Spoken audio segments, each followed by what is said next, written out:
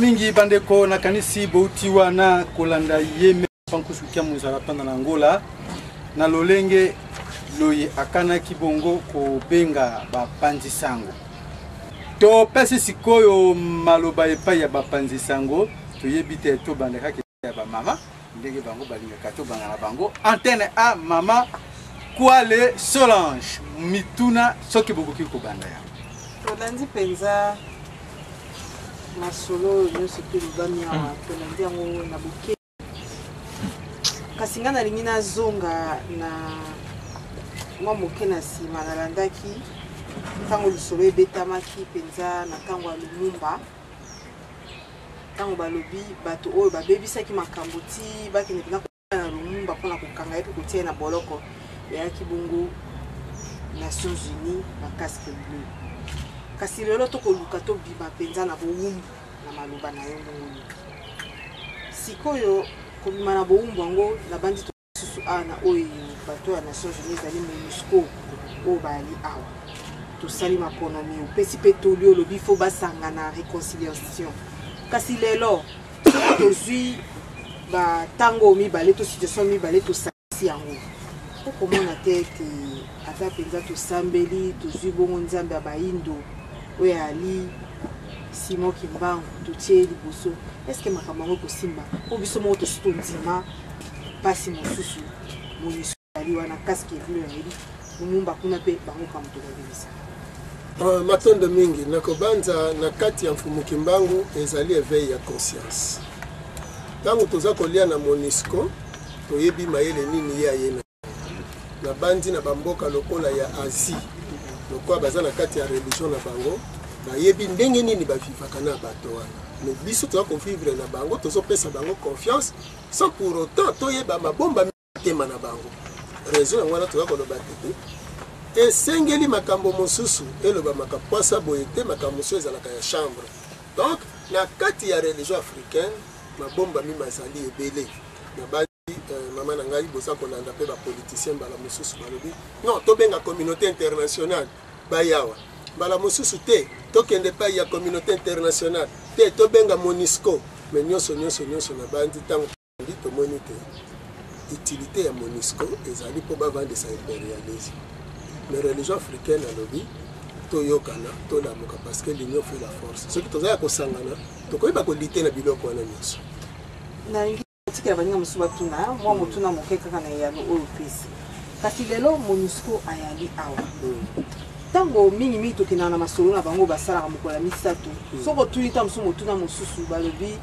te boza souverain wana ya makambo etali biso te kasi sikoyo donc faute ya mboka na biso mpasi oyo toza nango lelo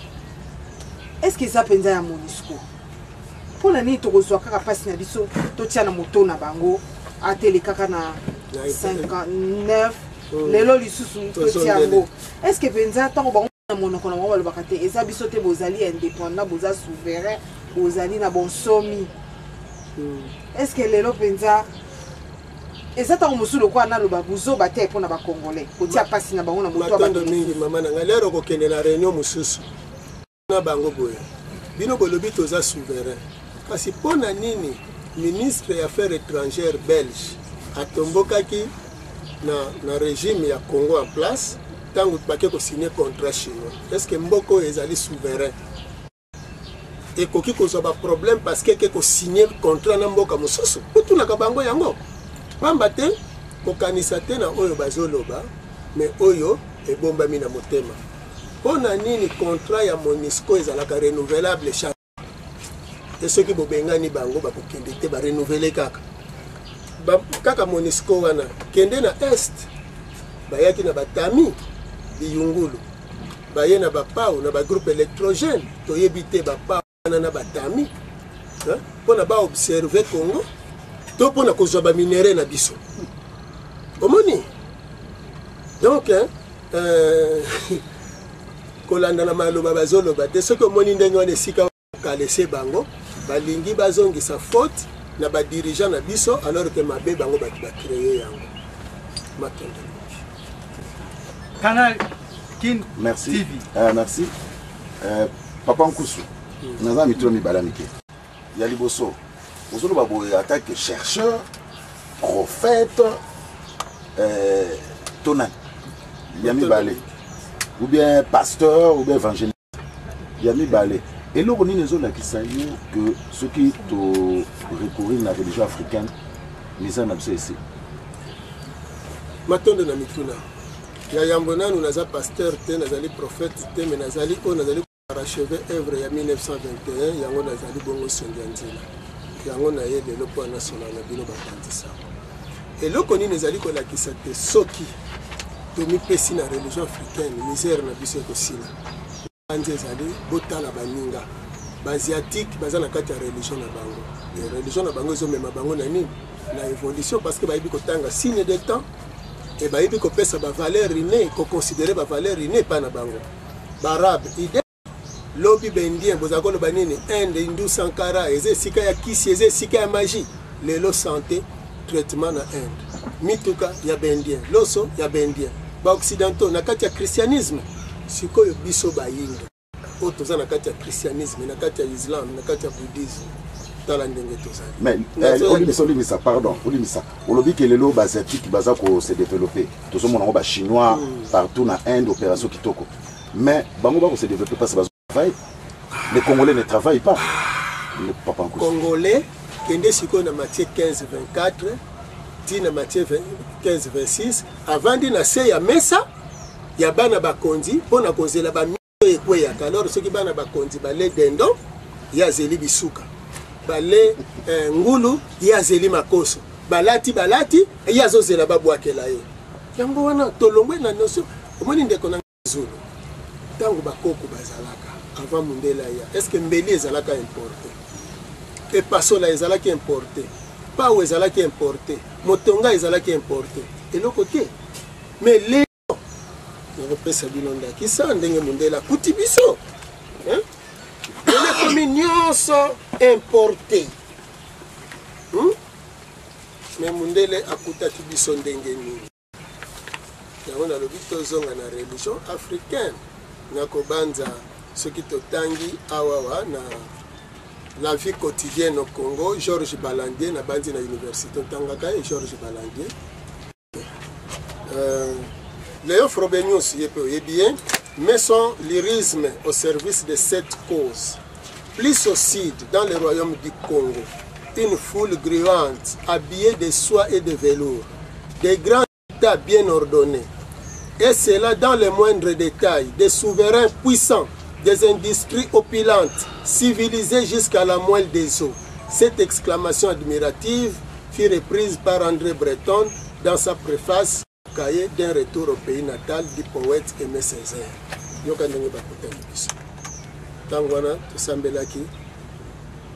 na nzambe bango bayaki yango te na éducation ya classe na bango te mais tozalaki na kati ya gens africaine na bokoko na biso bakuti biso na baswa na bavelour na baindustrie opulente na ba état bien organisé na basouverain puissant mais lelo eske yebisanga souverain puissant moko ndeko kusiboko olobani na ba oyo balobaka gens africaine ezali kindo justement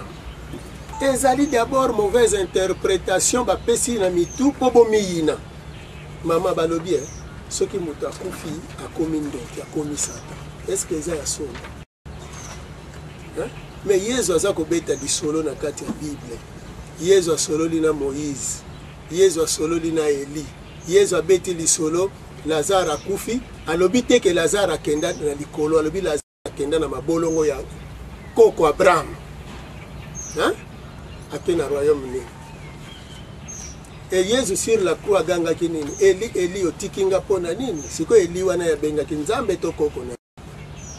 voilà donc bayindo tozo kanisa ke boyindo ezali fétiche nzoka boyindo ezali ko vivre nayo mama na ngai lelo olingaka nayo na motema moko kolinga te mwana na yo abela okolinga te ndeko na yo souffrir mais aussi un sentiment physique mais un sentiment spirituel parce que l'esprit na yo mutezo pesa au sentiment wana est-ce que les loso que okufi esprit parce que okufa te okoya ko boma bana na yo batikali religion africaine ezaki sipe justement ba politicien na biso botala sipe sika bakomi lokola bayebi religion africaine te lokola bayebi ba prophétie ya mboka te lokola bayebi te ndenge mboka ezali kotambola 2011 basali maponami te eleki même badati nyonso eleki bakalkile nango spirituel baza nango te donc bazokende kaka bongo eloko ezoboma biso mais lelo Europe soki ezali se préparer parce que baza na badonnées spirituelles ezobisa bango ke Europe ezotendre vers la fin eza badonnées spirituelles que Europe esi vieillir il faut se préparer en conséquence. Asie ayebi que Europe akoki lisusu komata te yango bozoka même ba chinois bazoloba ke Europe okoki kosala nyonso okoya kodefa kaka epana biso et lelo Bible elobeli bino mama na ngai lokolo tanga tango kozwa mokanda Deutéronome chapitre 28 verset 1 à 14 na 15 tina suko komona ndenge nini bakaboli mapamboli na libabe alors na tango lipamboli okodefisa kasi okodefa te mais na tango ya libabe okodefa sikoyo. Alors États-Unis oyo azali en tête ya Europe lelo lobi azalaki kodefa te mazalaki kodefisa lelo azali le pays le plus endetté du monde avec 14 000 milliards ya ngo vers la Chine et ce qui biso tolobi siko tokende odefa pe pa ba Chine tomemi ngambo alors que bango baza na nyongo kaka kuna soki tolobi ke tokokende susi na Europe te parce que bino si bobani kolela crise toluka nanu tokota na bato moko boye balingi te donc il faut bosala étude spirituelle surtout moni mato RTNC ndeko ya ngumba matoni mingi ndeko papa kusu pona ba homme politique na biso na kanisi bato mingi na kati ya mboka bazoloba ke soki mboka ezotambola te bazoko diriger mboka te c'est parce que bakoma baoccultiste oyebi soki eza banani d'ailleurs bato komoloba lelo ke franc-maçon nde bazodiriger monde alors badirigeant politique na biso mingi bakoma baoccultiste bakoma bafranc-maçon bakonse chrétien mpona bato mosusu yango wana mboka ezokende liboso te mais kasi baoccultiste nde tolobi bango bazodiriger monde soki toteli bamboka bamindele neti États-Unis mboka ya Europe tout ça ezokende liboso bien que dirigé par des occultistes mpona nini biso awa bien que dirigeant politique na biso bakomi baoccultiste tozozonga kaka si ça c'est de 1 de 2 nakanisi on condamné religion catholique tout à l'heure église catholique chrétienne religion chrétienne ba dirigeant faut tu appeler accent ba dirigeant on condamné bango mais bango tango bayaki va prendre biso la chrétienté nakanisi tokoli pe na Kinshasa wa toyebi ke bato belata banonge l'église mais babosanaki bokoko te mais bapasteur na biso ya l'église de Réveil lelo ntango bayaki po babenda bato babandi kosatake na l'église oyo tobengaka traditionnelle oyo bapeyaka na nsima nango babandi kodiabolize bokoko na biso okoloba nini mpona yango matondo mingi ntango olobi te bafranc-maçon bazodirige mokili ndenge ezolobama lelo te ndenge ezali botalaki documentaire ya bailluminatis bazolakisa bino te non soki basali signe yango soki ezaka boye batie boye voilà bailluminatis bafranc-maçon bato bazodirige monde mais sikoyo na maître na élève nani azali kolo likambo eza maître oyo badirigeant na biso bakekota na franc-maçon lokola baélève mais bamaître eza bango kuna donc bafranc-maçon d'abord franc-maçon eza na kati ya chrétienté fo boyebaka yango bien rose croix mpe eza na kati ya chrétienté ata soki lelo bozali koyelela badonai na bagroupe de prière babandi c'est de la magie eza na badémon nango na kati awa nakopesa bino ndakisa parce que eza na kati ya chrétienté adonai eza na kati ya chrétienté soki olinga kotangela batelespectateur po toyebisa bino adonai aza nani hymne magique à Apollon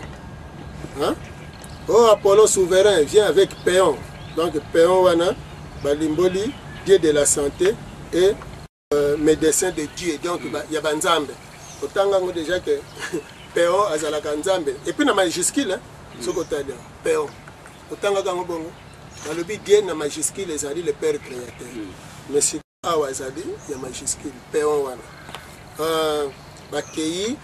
totanga o Brazax de l'Orient invoqué pour nous être propices puisses-tu nous venir de l'Orient pour présider au rite oh Adonai oyoki déjà Adonai wana envoie ces démons pour mes incantations sacrées de nuit poussés par le commandement de la nécessité et lorsqu'il sera près de ma demeure il soit doux et bienveillant sans aucun sentiment hostile à mon égard démon ye Adonai donc les dirigeants na biso justement bazali ko contrôler bango spirituellement na kati ya franc-maçon yango na bakosala to yesiko na deuxième question église catholique olobi ke ayeli biso kotangisa biso hein mais justement ceux qui tozali ba subordonné ya mindele parce que totangi na bekole na bango balingi te kokomisa biso batu ya solo basali biso potozala ba subordonné mais vente d'hommes et ça les maki na compte ya nani awa voici les yaga na page 78 balobi bref c'était au nom du salut des noirs c'est-à-dire pour l'unique souci de les arracher à Satan que s'organisait et s'opérait la capture des nègres en Afrique moyen le plus sûr de les convertir voilà c'était au nom du soi-disant nini conversion na christianisme nde totekamaki lokola bango parce que ngongo ezalaki moke tokotia nini mindele mais avec l'évolution tobokaki bokoko na biso te tozoya bokoko il y a siko bokoko bokoko falsifié parce que siko bokoko bino bozolobaki bobwakaki bokoko te bokoko bino bozokanisa ngo nini ezali kisi ozwi ekeko te wana pelisi babushi atende konga nazolimbola te bokoko eza nini mode de vie bo eza ezaleli koko ezaleli ya bakoko bakoko na bino batambolaki na bwato bobwaki yango te mais que bosali makasi po bwato évoluer parce que bouti na pierre taillée boye na pierre polie boye tina métallurgie sans concours à mundele omoni mais siko mundela ye azui bato wana nyonso bazalaki batisseront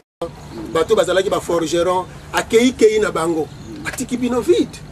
donc lelo classe bozotanga ezali pour former bino ba subordonné alors ba église de réveil mais sur le plan spirituel sur le plan spirituel il a évité mais il n'y avait pas une compatibilité entre aucune église hein qu'on ressemble là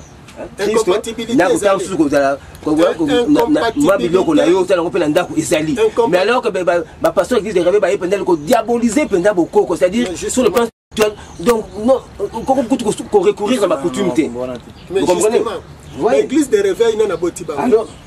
na uti ko limbola catholique mtaboti bango et kuna parce que il va tellement qui quand l'église catholique ye moko mutali jeune ye wana ezali sano na ete tango siko ba bimisi nzambo na komitunaka hein un prophète amindele bisoto ndimaka bomoni les gens fumu kimbango toko sambela bikeko bindi ndako bomoni bikeko ya ba mari na banana obike même Yesu bapakola couleur noire na mari boyebi yango siko toko sambela bikeko bitondi ndako kasi bikeko yango se mindele alors so bato batiki bikeko mindele wasani bakena bikeko ya bango alors po bakende basali groupe charismatique groupe de réflexion et de prière et comme un groupe de prière quand on va critiquer bikeko catholique ba critiquer mbala moko bokoko donc po bozonga te na bokoko raison ngwana ba église wana ezaleli hein mindele ba yeko senga bino pardon kala mingi te na 2007 awa hein bapandi sango bandeko na ngai bolanda nanu batu wana hein botuna bango bosengi pardon ke boyaki kopesa biso c'était au nom de la soi-disant chrétienté mundele mutalobi yango so bosengi elema bapesi bino au nom de la soi-disant chrétienté que makambana nyoso ya mabe salemaki et cette chrétienté cette soi-disant chrétienté fausse chrétienté ça cause tilelo donc tant que vous na kati ya chrétienté développement kozala te boko banda ko yina bokoko oyo ezaleli malamu bakoko na bino bazalaki mitune ezalaki vraiment ebele ma nazozwaka moko papa kusuna yo to lobi awa bosangana nayebi te na banani mpo na introduction na yo opesaki bao bafandisi ba religion nyonso opesaki mutafandisi christianisme opesi mutafandisi islam esika ebotameli voilà mais pona bino ba noir olobi nzambe nde abotaki yango nakanisaki oloba yaki panvita ou bien papa Simon Kimbangu olobi euti pa na emoko nzambe nalanda malamu yango nde olobaki siko ntango ozosenga bosangana yo ozolakisa deja ke bino bouti pa nzambe boza likolo bosangana ndenge na bandi yango nalobi tolandi nga malamu te nalobi boye chaque religion eza na coin nango euti e na coin wana eza na sentiment racial nango nalimboli malamu eza na sentiment racial nango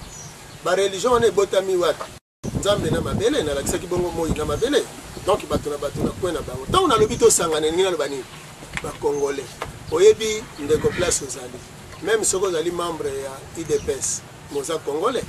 soki osambelaka na catholique oza congolais oza membre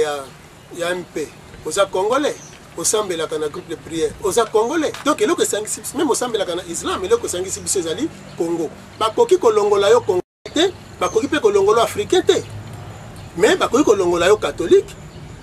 omoni bakoki kolongola yo na islam bakoki kolongola yo na parti politique awa tozolobela sikoyo avenir ya biso bakongo ce qui veut dire en tant que congolais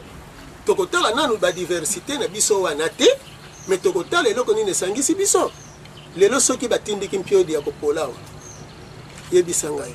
to babwaki na kati ya biloko ya kolia babebisi biloko moko ya kolia ekoboma kaka bato ya religion africaine ekoépargne bato ya nini non kende kotala na bahopitau banani batondi liwa na cimetière bato pesa ngai bato ya tendance ni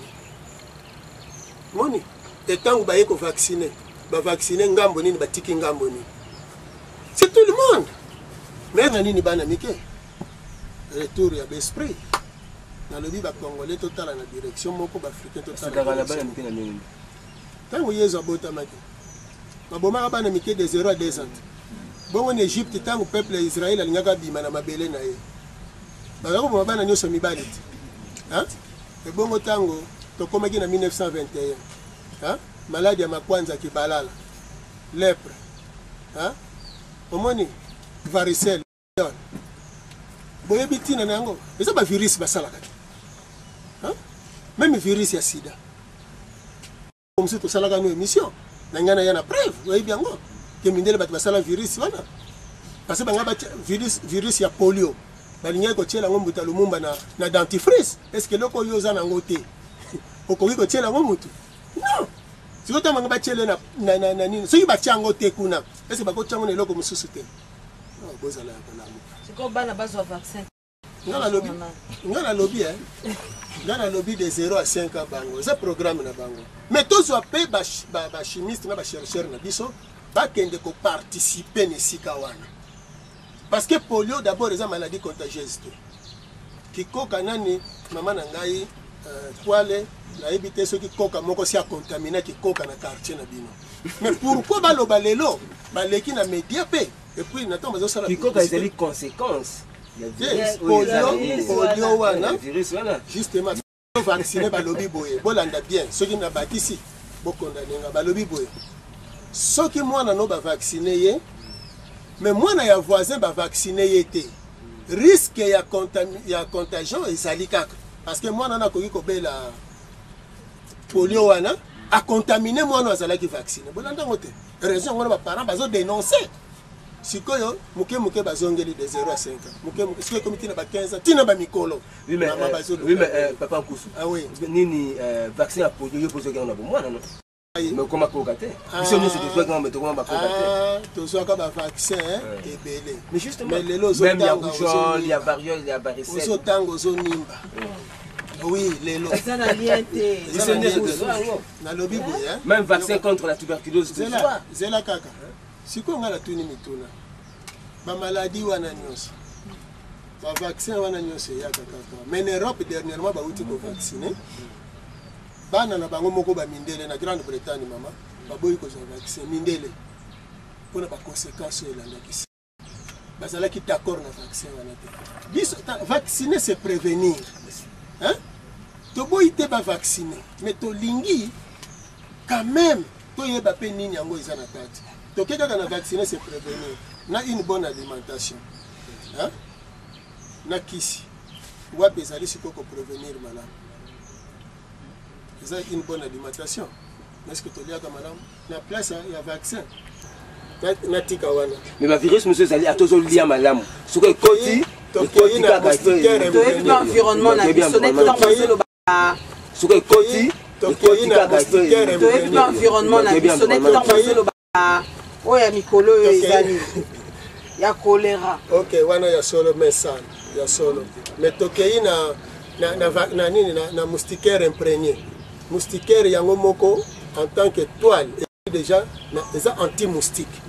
siko botie kisi lutte contre la malaria bokaboleli biso ba moustiquaire toke kotia na chambre sikoyo ba mama na ngai na bino nyonso ngungi ya salon apesaka malaria te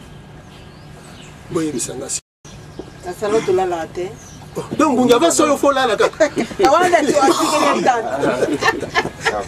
non meilleure façon ezali mais il faut boassainir environnement bazwa mbongo wana ba moustiquaire ba assainir environnement balongola stagnation ba mai tokomona ke ngungi akini lutte ya bien contre malaria bapesa biso pena na mwa ba tracteur tosala ba bilanga hein nzala eleki crise eleki tozokufa na ba maladie ebele biloko toza mundela lobi na otindela biso mayonnaise biloko mingi ya mabe voilà papa kusina otiko awa olobi mama ponomi et puis olobi réconciliation ba politicien par là ozongi pa ba o bazoluka basala médiation pour na gouvernement union national moi motuna liboso na biso ya mibale na okaki olobi mamba programme wana olobi soki vraiment programme wana ezalaka bino mutu ebi yango pourquoi pas bovulgarisant bato nyonso mpe bayeba yango et puis na programme wana eloo ni ezalaki prévu na 2012 oyo na programme ya prophétie ya kimbangu matondo mingi na bandi ntango olobi bandeko balobi bakende na réconciliation na table ronde non nalobi te bongo nalobi réconciliation mais réconciliation elingi koloba nini tovanda na même table tosolola mais attention na table ronde wana te oyo bango balingi ke dima maponami te mpo bakabola lisusu pouvoir lokola basalaki na Sun City non wana bazotangisa démocratie te nakobanza ndeko na ngai susi ezali nini souveraineté liberté tala ntango peuple azovote yo azopesa mandat ozobanga ye mais ce qui est commis à la concertation, Bokobanga peuple te, yango to lobby les deux camps, il m'a kaka ba résultat ya urne, mais basé la 2016, pona, bakende na mapona mimususu. Sikoyo mutu na mutu a se préparer en conséquence, de façon que biso peuple place tozali, tozo tala ba bazo sala sikoyo, tozo zela bango. Toyebi que président de la République, ils ont mandat na yasuka. Ya kozonga lisusu te tosengi na ba politicien bo mekate ko ke boko kangaye omoni ke noto kende ko funda na CPI te parce que donc bozo sala biloko wana donc bozo créer ba désordre oyo ko permettre bino po bovanda kaka no na bino te soki alongwe lokola mindele kuna avanda na kati ya mboka naye mais bino bo se préparer po esika yako soki cela ba mususu bakota alors ba député bakokota sikoyo bakobanga biso parce que bakozana posa ya renouvellement ya mandat alors ce qui vraiment salemi que président Kabila ndenga uti ko sala premier mandat na ye aleki na deuxième mandat ki na deuxième mandat penza alongwe ake ko vanda na ndako donc oya ko ya ayebi ke ngai pe nazali na mandat 5 ans renouvelable une fois. Alors, peuple, c'est ça le problème que vous allez. Hein? Voilà. Par rapport au programme, vous répondez. Oui, programme Ezali. Comment on va vous dire que l'église kimbangiste va attaquer l'église kimbangiste pour le combat pour Kimbangu. Alors que le programme Ezali. Il y a un programme wana Ezali. Totinde la ki même ba politicien wana mikanda pour na koyebisa bango eloko nini ba sengeli koyeba pe ko sala après ma ponami. Les 11 candidats, comme là qui bango, parce que le problème est spirituel. Il y a un problème spirituel. Alors, Tokotangi, c'est la loi, puis on a récolté. toleka na média toza koloba na bino olobi bato ya batendance parce que awe komi soki olobi likambo pour président de la République na cité okomi mal vie, hein? Opposition komi plus agressive que pouvoir. Ozomona bato ebele bazokoka koloba te biso soki tozwi courage ya koloba parce que toyebi eloko nini ezali. Donc il faut bo accepter bayebisa bino eza na tina sinon te boko agir be elobi bo regretter yango. Voilà. Ndeko Papa Nkusu nakanisi na ndenge outi koloba na outi kolanda mwa moke olobi mpo na biso baafricain souveraineté eutaka libanda dictat tokoki sikoyo ndenge nini kosala bakonzi na biso mpo biso souveraineté wana eutaka liso libanda te matondo mingi mpona eutaka libanda te tozoloba te tokomi na stade oyo tozali me batika peuple aponaka soki bazotika peuple aponaka yango nde souveraineté liberté wana toorganize baélection et puis bakoma na quand même bazala na nini na ezaleli wana ya koyeba koaccepte barésultat nakopesa exemple moko ya football 20 club abeti match ya Don Bosco asali bakasi alobi nini aza na raison parce que il fallait avoir point contre Lima Matadi na contre Daring. Mais ce qui fait gagner qui match à Don Bosco. Elle n'y a pas bima te. Mais il y a bima. Il faut que tu ailles à se préparer qui était dans match à Don Bosco. Azala qui la chance news. Donc le col ba opposant va se préparer qui était mais pour la élection. Ba contact qui mingi na communauté internationale. Or communauté internationale il y a pas autant la macambonne parce que crise est en Europe. Et pour éviter sur le plan spirituel, est-ce que l'Europe continue à contrôler Congo à 100% sur le plan spirituel? Sur le plan spirituel, est-ce que vous contrôler les sous au Congo? Il y a une introduction. Le fait qu'il y a organisé l'élection à 95%, il y a des symboles, il y a autonomie. Voilà. Alors si vous faites que les bases se préparer, si vous avez le Brésil, on a le championnat. Pour connaître ce soit outil qu'on connaître eh bien que conseiller les politiciens nous sommes beaucoup dans bango pour pas connaître ce soit bazo connaître les lotés te ba hypothéquer souveraineté ya peuple congolais alors va se préparer en conséquence en 2016 omoni et puis boye bisa bande ko église catholique te bazo un monopole na mboko te parce que bazali église lokola toute autre église. Omoni kutu nazo regretter ndenge nini ba protestant bavandi kaka nie na ba église mususu na ba religion mususu voilà. Merci. Je pense dans Mutasuka question ngezaki beaucoup plus basée na likambo autour de banasuka awa ya ba église. Alors nangaki que vous expliquer biso clair et net makelele oyo comme ba to cité ba kombo ya monseigneur Sala. Donc, ma église catholique par rapport il y a une élection qui s'est déroulée dans la République démocratique du Congo. Si on a dit madame Papa Nkusu, on dit que le bango, ma catholique pour protéger l'intérêt na bango ba mindele toujours na Congo, ou bien ma église catholique pour la souveraineté à peuple congolais qui ont voté ba kosibiso. Papa Nkusu, expliquez-nous wana mukesi manata mutura mususu. Église catholique azali ko protéger l'intérêt ya ba impérialiste azo créer confusion na mitu ya bato le temps ba impérialiste ba se préparer ko ba sala o balingi ko sala. Donc église catholique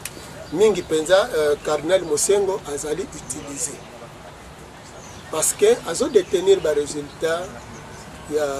urne te azana yango te omoni. Nakopesa bino exemple moko nalobaki ne bandeli awa église catholique ne combattait dictature te même na période ya Mobutu eloko te na 2006 la catholique bat organiser une élection na Abbé Malumal. Alors MLC alobaki ni tricherie ezalaki catholique à l'Obani. Le communauté internationale à l'Obaki te, catholique à l'Obaki ni. Et le côté, et le local à l'église, la communauté internationale à l'Obi, il y a utilisé l'église, il y a utilisé Kango. Et ça est clair. Il y a un lobby, même bandimio, l'église catholique, il faut pas à la maïle. Parce qu'un dirigeant qui a eu un bongo, un dirigeant qui a eu une injonction, a zone yokola yo peuple. Comment il y a un bandimi à l'église catholique. Attention, même des bases de bino bimana balabala. Parce que, bah, pour faire les 16. L'église a tongé qui bango batombo, ba dédommager ba famille na bango. Non. Ba prêtre wana ba yebi ke so bango ba bimi liboso.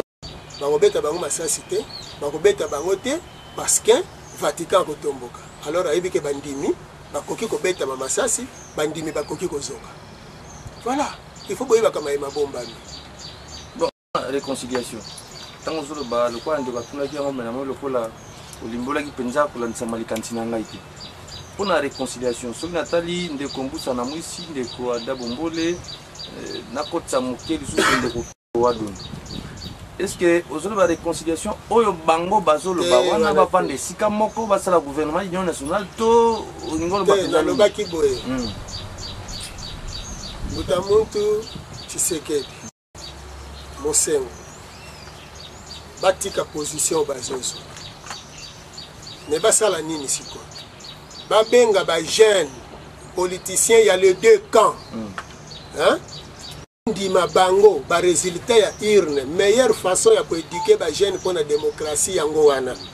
Que voilà, ba résultat ebimi o ebimi, ezalaka kaka bongo, mutuno sayaka pour a gagner, na tout ezalaka toujours na un gagnant, na un perdant. Ndenge salemaka partout. Alors bino ba jeune, bo sala makasi na opposition na pouvoir. Bosala makasi po bozala eli simana yango totala politique nini ndenge ko tambolela na 2016 poto organiser be élection malamu. Alors église catholique asala boye au lieu ya ko se pencher na kamoko ndenge azosala lelo amitié vraiment opposant hein pour ko semer zizani na désordre na kati ya mboka ceci comme tozalaki na 59 na 58 et sika o église catholique ezala l'église d'État. Tout le monde a sa position, il y a un permis pour nous. Mais ça, parce que l'élection, et lesquels lesquels, batomosu bandimite, batomosu bandimi, alors il y a un balao, il y a un pena kokota, to bengisa ba tendance nyonso. Tant que organiser l'élection future, batu nyonso baya. Na ba religion nyonso pe na ba parti politique nyonso to vanda po totala ndenge nini to ko organiser lisusu ba élection wana po mutu nyonso apesa yango sikoyo confiance. C'est ça. Et donc ba sengeli ko sala. Na ça pardon. Na bi ke za pene mission te to sala émission to le belango tuna mulai. Est-ce que papa ku souhaite ça li kanisi ya makamon sa zolo ba malamu boye. Eza pona toujours ko bongisa biso ba indo. Est-ce que so li kanisi ya kokomela bande ndele ba erreur na benga mo ba erreur o bazo sala na Afrique zo likanisia kokomela ndaki sa États-Unis d'Amérique kotindela bango mukanda batika Afrique tout ça est-ce que likanisia bongo ici salama papa nkusa kanisa kango bien zo bakaka ndenge utiliser presse boy matin de mingi on ne réveille jamais le chat qui dort parce que mundela yebi ke bozana no ya kolala avant na yebisa bango bongo il faut na la musonano bande konanga ibino boyebi te ke ba service à CIA déjà za sala papa nkusa yebona yebisa tina niveau international ayebani ke moto wana la musaka bayindo yewa l'émission de celle à en internet sur côté na Google hein beti comme on a Dieu donné en ngumba au monde avec l'émission de celle na papa nkusa côté na Google beti Dieu donné en ngumba l'émission de celle à papa nkusa na télé donc aux Hollandais donc ils ont les cas partout dans le monde. Donc il faut y nakokomela bango te po bayebi mais tika bandeko baluka bongo sima tokoma na point wana matono mingi nakanisi tokomi na suka ya conférence de presse ya biso nde tosepeli tosuki ya bapona lelo yo akama nga peme na kama na bilo kine ungeli wokote yeli mola mwaze mota kina kambala tono wakana kabe mwazeli mezale kangelo mukaila ngai golena yeli mpa ilunga mbidi mutombo mukuru ilunga kalala yo ankana wanka nkoko ruweji nkoko mwate yabe nkoko msiri kabila nkoko ngabedila nkoko makoko nkoko ngalema yaki mpavita mbuta macho mbuta lumba muzeka bila shakazu sankara yo ankana nkoko selema nkoko lingwala ankana wanka mfumu